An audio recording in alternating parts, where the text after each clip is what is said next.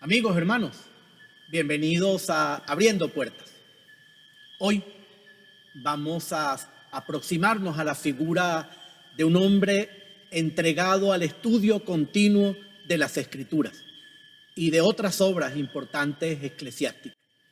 Un hombre que gastó su vida en la oración, en la predicación, en la fundación de obras apostólicas y sociales, en la dirección de las almas y en la enseñanza del catecismo, en la formación de sacerdotes y de futuros sacerdotes.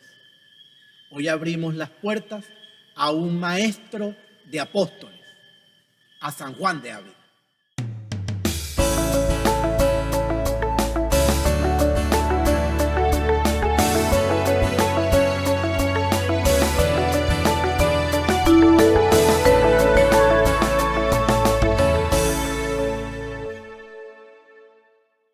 Abrir las puertas a San Juan de Ávila en 20 o 25 minutos es una absoluta injusticia, pero ese es el tiempo que tenemos, pues más o menos, para estos programas.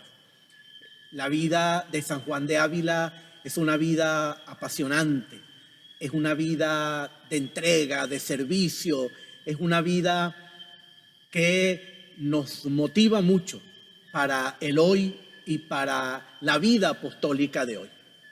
San Juan de Ávila nació el 6 de enero de 1499 en Almodóvar del Campo, en Ciudad Real, en España. Procedía de una familia profundamente cristiana. En el año 513, más o menos, ya lo encontramos estudiando leyes en Salamanca, a esa edad, de donde volvería a su tierra de Almodóvar 4 años después, para llevar una vida reposada, una vida retirada. En esa etapa de Almodóvar, en casa de sus padres, vivió una vida de oración y de penitencia, que durará hasta el año 1520. Pues aconsejado por un religioso franciscano, él se marcha a estudiar artes y teología en Alcalá de Henares, que tenía una universidad muy importante y prestigiosa para la época. Allí estuvo de 1520 a 1526. Existen testimonios de esa etapa de Alcalá de Henares, de que era un hombre de una gran valía intelectual. Durante sus estudios en Alcalá de Henares murieron sus padres. Él ya estaba encaminado por la carrera eclesiástica y fue ordenado sacerdote en 1526. Un año después se ofreció como misionero al nuevo obispo de Tlaxcala, en la Nueva España. Estamos hablando de México, de las Indias. Y el obispo, Fray Julián Garcés, iba a marchar para el Nuevo Mundo desde el puerto de Andalucía en el año 1527. Con este firme propósito de ser evangelizador del Nuevo Mundo, se trasladó Juan de Ávila a Sevilla. Mientras tanto, se entregó de lleno a su ministerio sacerdotal y en compañía de un condiscípulo suyo de Alcalá de Henares, el venerable Fernando de Contreras, se dedicaron a diversas tareas apostólicas. Ambos vivían pobremente, entregados a una vida de oración, de sacrificio, de asistencia a los pobres y de enseñanza del catecismo. Pero de esta amistad y convivencia con Fernando de Contreras, posiblemente surgieron las causas que motivaron el cambio de las ansias misioneras de Juan de Ávila. Por lo menos en su proyecto como hombre, en su proyecto como sacerdote, porque nuevas ansias iba a abrigar en los proyectos de Dios, en los planes de Dios. El padre Contreras habló con el arzobispo de Sevilla, que para la época era don Alonso Manrique, y el arzobispo de Sevilla le ordenó que se quedara en las Indias del Mediodía español, es decir, en Andalucía. Así pues, que Juan de Ávila, en vez de convertirse en el apóstol de las Indias, en el apóstol de México, se convirtió posteriormente en el apóstol de Andalucía. Las Indias para Juan de Ávila fueron las tierras andaluzas. El arzobispo quiso saber cuál era la valía del nuevo sacerdote y le mandó ni más ni menos que predicar en su presencia. Juan de Ávila contaría después la vergüenza que tuvo que pasar orando la noche anterior ante el crucifijo y le pedía al Señor que por la vergüenza que él pasó desnudo en la cruz le ayudara a pasar aquel rato amargo. Al terminar el sermón lo colmaron de alabanzas. Qué bueno, qué buena predicación, qué buena oratoria, qué buen contenido. Y a todo eso Juan de Ávila respondió lo siguiente: eso mismo me decía el demonio al subir al púlpito. A veces en el halago, en la alabanza excesiva que nos corrompe el corazón y nos vuelve soberbios, está la voz callada del maligno, del demonio. Pronto se dirigió a predicar y ejercer el ministerio en Écija, en Sevilla. Uno de sus primeros discípulos y compañeros fue Pedro Fernández de Córdoba, cuya hermana de 14 años, doña Sancha Carrillo, ambos eran hijos de los señores de Guadalcázar, en Córdoba. Ella, esta jovencita, comenzó una vida de perfección espiritual bajo la guía del maestro de Ávila, San Juan. La que habría sido dama de la emperatriz Isabel pasó a ser, después de confesarse con San Juan de Ávila, una de las almas más delicadas de la época y destinataria de las enseñanzas del maestro Ávila en la obra por excelencia de él, el Audi Filia. Escucha, hija, una preciosa pieza espiritual del siglo XVI y, a decir verdad, el único libro escrito propiamente tal por San Juan de Ávila. Su predicación se extendía también a Jerez de la Frontera, Palma del Río, Alcalá de Guadaira, Utrera, juntamente con la labor del confesionario, la dirección de almas y el arreglo de enemistades, cosa que le tocó mucho en aquella época. Pero su presencia en Écija pronto le va a acarrear también enemistades y persecución. Esto sucede en la vida de los grandes santos. El primer incidente ocurrió cuando un comisario de bulas, en aquel tiempo se predicaban ciertas bulas para que los creyentes pues obtuvieran los beneficios de la misma y así también sostener económicamente las obras de la iglesia. Por eso la predicación de las bulas se encomendaba a hombres particulares que destacaran por su capacidad para la predicación. Bueno, pues un comisario de bulas impidió la predicación de Juan para poder predicar él la bula de la que era comisario. Resulta que la gente, el auditorio, dejó al bulero solo en la iglesia principal y se fue a escuchar a Juan de Ávila en otra iglesia. Esto ya causó grandes incomodidades. Después del suceso, el comisario de bulas, en plena calle, le propinó una bofetada a Juan de Ávila. ¿Qué hizo Juan de Ávila? Se arrodilló y humildemente le dijo lo siguiente: emparéjame esta otra mejilla que más merezco por mis pecados. No fue una ironía, sino un acto de humildad y un acto también de bajar al otro de su soberbia. Pero este hecho y las envidias de algunos eclesiásticos llevaron precisamente a esos clérigos a denunciar a San Juan de Ávila ante la Inquisición sevillana en el año 1531. Esto produjo un desagradable proceso del que les hablaré después en las curiosidades, y además hizo pasar un año en la cárcel a Juan, que finalmente fue absuelto. En 1535 marcha de Ávila a Córdoba, llamado por el obispo Fray Álvarez de Toledo. Organiza predicaciones por los pueblos, sobre todo en la sierra de Córdoba. Consigue grandes conversiones de personas muy elevadas. La labor realizada en Córdoba fue muy intensa. Prestó mucha atención al clero, creando centros de estudio. En el Alcázar Viejo de Córdoba reunirá a 25 compañeros y discípulos con los que va a trabajar en la evangelización de todas las comarcas vecinas. A Granada acudió también Juan de Ávila, llamado por el arzobispo don Gaspar de Ávalos, el año 1536. Es en Granada donde tiene lugar el cambio de vida de Juan de Dios, en la ermita de San Sebastián, oyendo a San Juan de Ávila. Se recuerdan que ya hablamos de esto en un programa anterior. Juan Cidade, que luego sería Juan de Dios, antiguo soldado y ahora librero ambulante, se convirtió a raíz de la predicación del maestro Ávila y se convertiría en San Juan de Dios.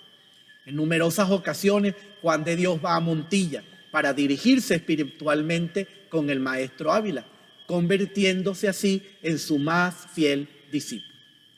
El duque de Gandía, Francisco de Borja, después San Francisco de Borja, fue otra alma predilecta, influida por la predicación de San Juan de Ávila.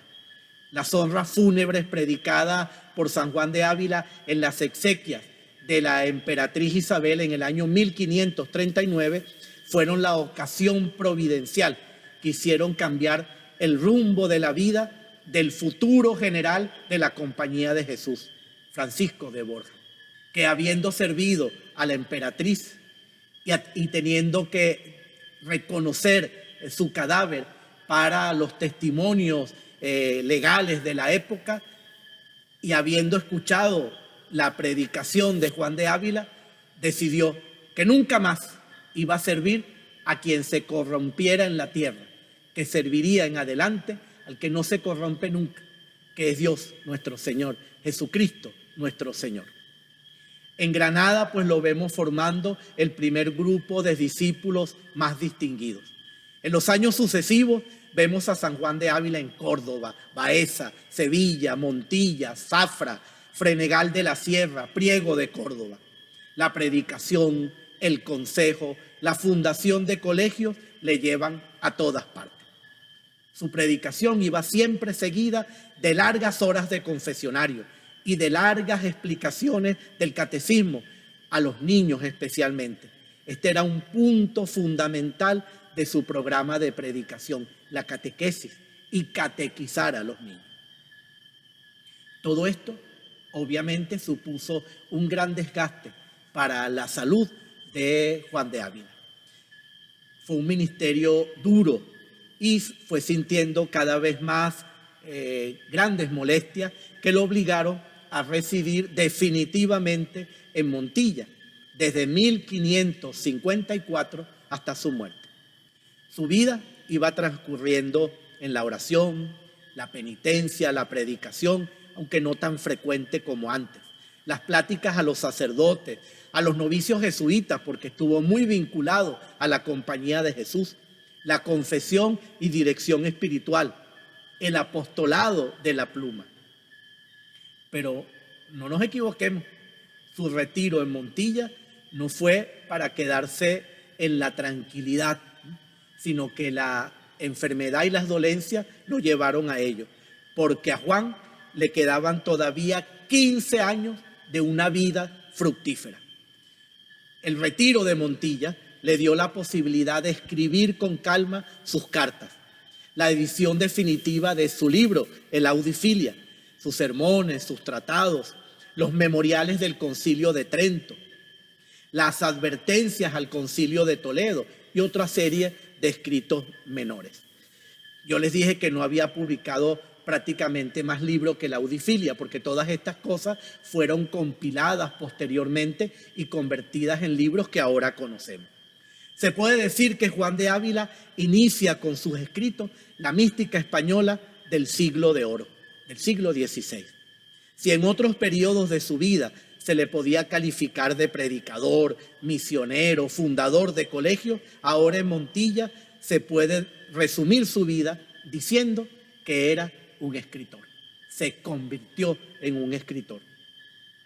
El rey Felipe II, de hecho, cuando conoció y tuvo en sus manos el Audifilia, lo apreció tanto que no quería que en el Escorial donde él vivía faltara nunca, lo tenía siempre a mano.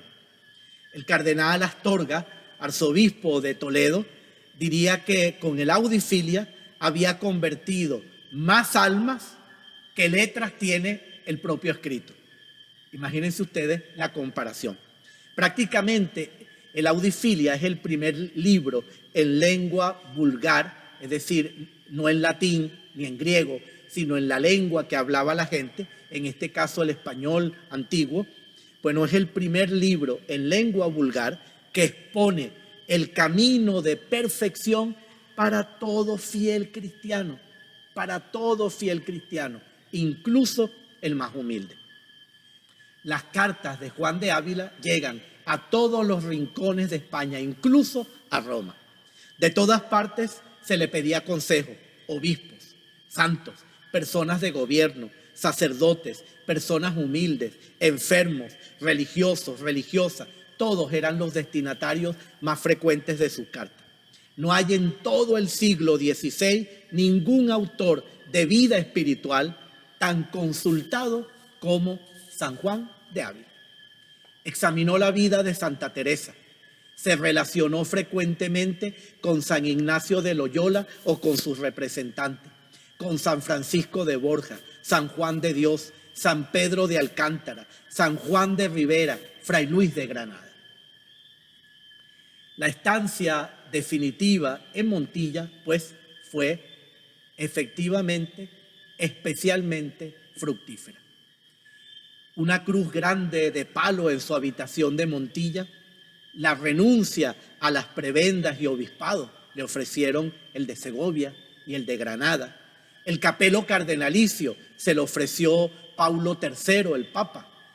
Todas esas renuncias son índices de la pobreza y humildad de quien fue, como se le llamó, obrero sin estipendio, obrero sin pago, y habiendo servido tanto a la iglesia, no recibió de ella un real, como decía un autor de la época, el licenciado Muñoz.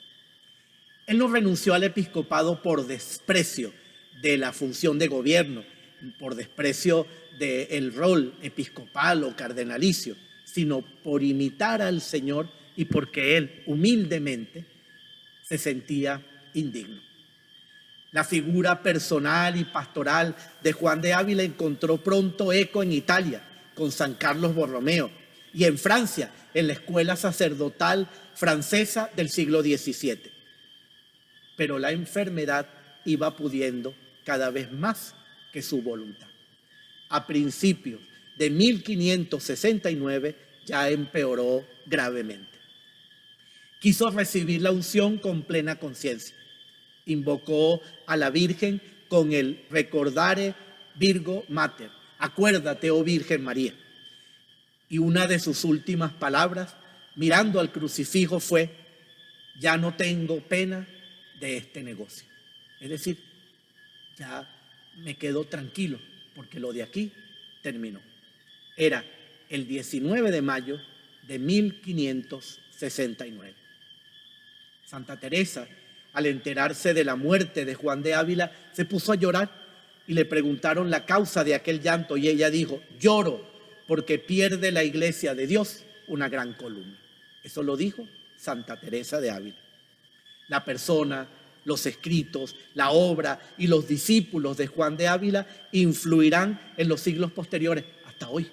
Toda la corriente sacerdotal inspirada en el pensamiento y en la espiritualidad de Juan de Ávila llega hasta nuestros días. Yo he sido formado en esa corriente espiritual. Hemos visto los santos y los autores que estuvieron relacionados con él, más o menos. Casi todos ellos fueron influenciados por sus escritos, por su persona, por su obra. Se suelen además encontrar vestigios de influencia místico-poética de San Juan de Ávila en San Juan de la Cruz y en Lope de Vega. San Francisco de Sales y San Alfonso María de Ligorio citan frecuentemente a San Juan de Ávila. San Antonio María Claret reconocía el bien que le hicieron los escritos de San Juan de Ávila como predicador. En 1623 la congregación de San Pedro Apóstol, que es de sacerdotes naturales de Madrid, inicia la causa de beatificación. El día 4 de abril de 1894, León XIII beatifica al maestro Ávila. Pío XII, el 2 de julio de 1946, lo declara patrono del clero español. Pero a pesar de todo esto, el maestro de Ávila, el maestro de santos, tendrá que esperar hasta el año 1970, siglo XX, para ser canonizado por el Papa Pablo VI. El 7 de octubre de 2012, su nombre fue agregado a la lista de los doctores de la Iglesia por el Papa Benedicto XVI. Amigos, hermanos, 3 curiosidades sobre San Juan de Ávila. La primera es que cuando fue ordenado sacerdote en el año 1526, él quiso venerar la memoria de sus padres que, como ya indiqué, habían fallecido mientras él estaba en Alcalá de Henares, y celebró su primera misa allí en su tierra, en su pueblo, en Almodóvar del Campo. ¿Saben lo que hizo? Pues la ceremonia estuvo adornada por la presencia de 12 pobres a modo de los apóstoles, que luego comieron en la celebración de su ordenación, en la celebración de su primera misa en su mesa.